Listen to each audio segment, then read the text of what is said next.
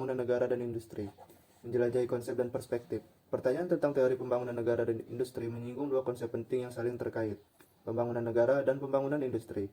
Pembahasan ini akan mengeksplorasi berbagai teori yang berusaha menjelaskan proses pembangunan dengan fokus pada peran negara dan industri dalam mencapai kemajuan ekonomi dan sosial. Teori pembangunan negara, dari tradisi ke modernisasi. Teori pembangunan negara berfokus pada bagaimana negara berperan dalam mendorong pertumbuhan ekonomi dan meningkatkan kesejahteraan rakyat. Beberapa teori utama yang muncul dalam konteks ini meliputi: yang pertama ada teori modernisasi. Teori ini berpendapat bahwa negara-negara berkembang dapat mencapai kemajuan dengan meniru model pembangunan negara-negara maju. Proses ini melibatkan adopsi teknologi, institusi, dan nilai-nilai barat.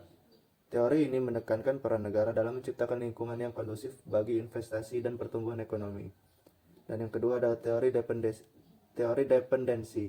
Teori ini berpendapat bahwa negara-negara berkembang terjebak dalam siklus kemiskinan karena eksploitasi oleh negara-negara maju. Mereka melihat negara-negara berkembang sebagai negara dependen yang terikat pada sistem ekonomi global yang tidak adil. Teori ini mengkritik peran negara dalam mendukung sistem ini dan menekankan perlunya perubahan struktural dalam sistem global. Dan yang ketiga ada teori neoliberalisme. Teori ini menekankan peran pasar bebas dan minimnya intervensi negara dalam ekonomi. Mereka berpendapat bahwa liberalisasi perdagangan, deregulasi, dan privatisasi akan mendorong pertumbuhan ekonomi dan kesejahteraan. Teori ini menganjurkan peran negara yang terbatas dalam mengatur ekonomi dan fokus pada penciptaan lingkungan yang kondusif bagi investasi.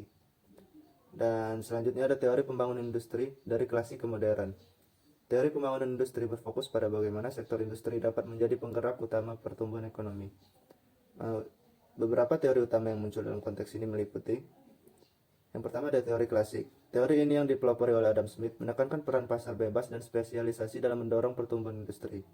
Teori ini berpendapat bahwa intervensi negara dalam ekonomi hanya akan menghambat pertumbuhan.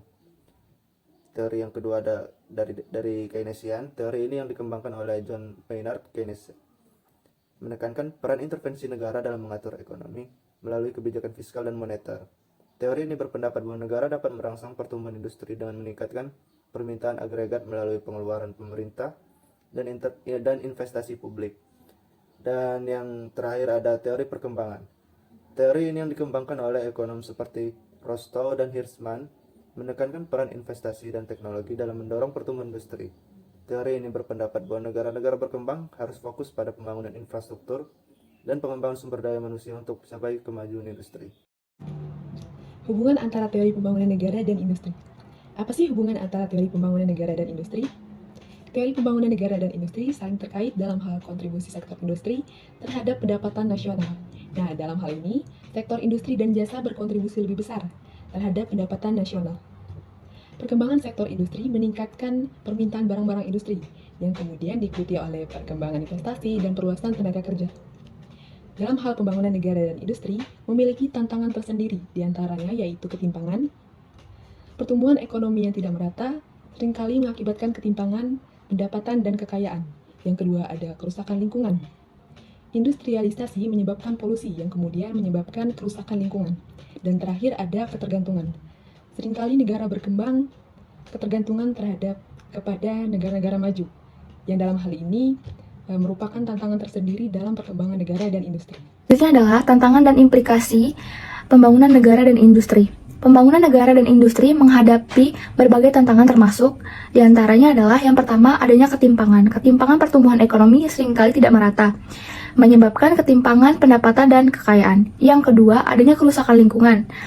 Industrialisasi dapat menyebabkan polusi dan kerusakan lingkungan. Yang ketiga adanya ketergantungan. Negara-negara berkembang seringkali terjebak dalam ketergantungan pada negara-negara maju.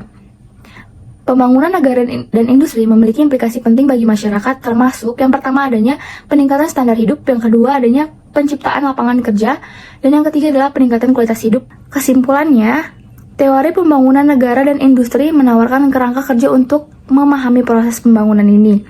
Meskipun terdapat berbagai perspektif dan perdebatan, peran negara dan industri dalam mendorong pertumbuhan ekonomi dan meningkatkan kesejahteraan rakyat tetap menjadi isu yang penting. Kesenjangan pembangunan global. Kesenjangan pembangunan global merujuk pada perbedaan yang signifikan dalam tingkat pembangunan ekonomi sosial dan lingkungan antara berbagai negara dan wilayah di dunia. Kemudian, definisi kesenjangan pembangunan. Kesenjangan pembangunan bukanlah fenomena satu dimensi. Kesenjangan pembangunan bukanlah manusia, termasuk ia mencakup berbagai aspek kehidupan manusia, termasuk yang pertama, ekonomi. Perbedaan mencolok dalam pendapatan per kapita produksi domestik bruto, tingkat kemiskinan, ketimpangan, pendapatan, dan akses terhadap pekerjaan. Kemudian yang kedua, sosial. Perbedaan dalam tingkat pendidikan, kesehatan, angka harapan hidup, angka kematian bayi, akses terhadap air bersih, dan sistem tingkat literasi. Kemudian yang ketiga, lingkungan. Perbedaan dalam tingkat populasi, akses terhadap sumber daya alam, dan dampak perbedaan iklim negara-negara berkembang. Sering menggunakan beban yang tidak sebanding dari kekuasaan lingkungan, mesti mereka berkontribusi paling sedikit terhadap masalah tersebut. Kemudian yang keempat, ada politik. Sekian dari saya, terima kasih. Upaya mengatasi kesenjangan pembangunan. Mengatasi kesenjangan pembangunan global membutuhkan pendekatan kolaboratif dari berbagai pihak, termasuk pemerintah, organisasi internasional, sektor swasta, dan masyarakat sipil. Beberapa upaya utama meliputi bantuan pembangunan, bantuan finansial dan teknis dari negara maju untuk negara berkembang. Yang kedua ada perdagangan yang adil, reformasi sistem perdagangan global agar lebih adil. Yang ketiga, investasi dalam pendidikan dan kesehatan, meningkatkan sektor ini untuk pengembangan sumber daya manusia. Yang keempat, tata kelola yang baik, meningkatkan transparansi dan akuntabilitas untuk mengurangi korupsi. Yang kelima, pengembangan berkelanjutan, memperhatikan aspek ekonomi, sosial, dan lingkungan dalam pembangunan. Yang terakhir, teknologi dan inovasi, meningkatkan akses terhadap teknologi untuk mendorong produktivitas. Kesimpulannya, kesenjangan pembangunan global membutuhkan tindakan cepat dan komitmen kolektif untuk menciptakan dunia yang lebih adil dan setara. Solusi berkelanjutan sangat penting untuk mencapai kemajuan yang berarti.